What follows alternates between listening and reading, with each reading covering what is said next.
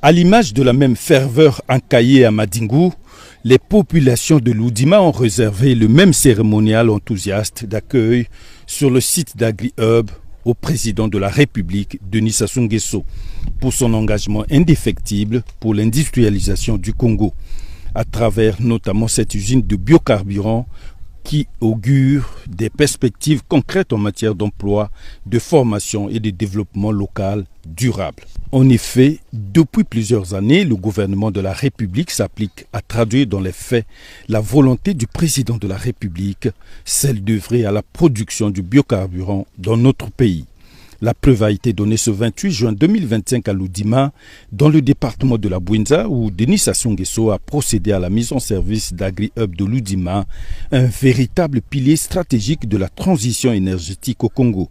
Il s'inscrit dans une vision multidimensionnelle avec à la clé la transformation sur place de l'huile végétale produite à base du soja, du raisin et du tournesol, la diversification énergétique, la valorisation des déchets, la création de nombreux emplois locaux et la protection environnementale.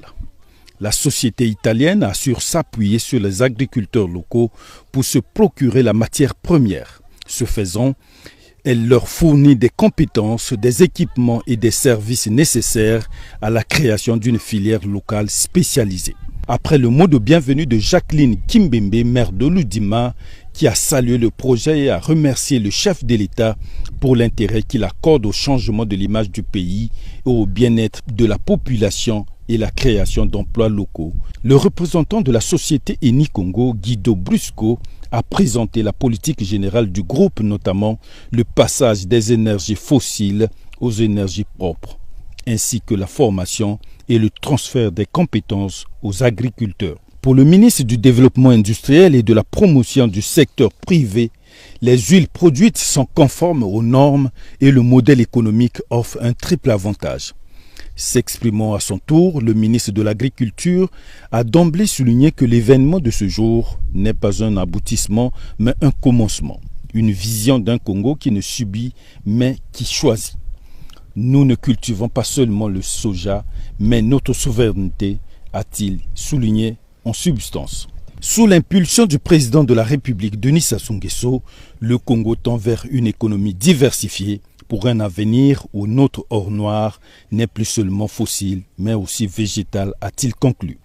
S'en est suivi le rituel de consécration des 11 familles de la terre Kibaka qui ont remis au président de la République une gargoulette symbolisant la réfrigération, donc le calme.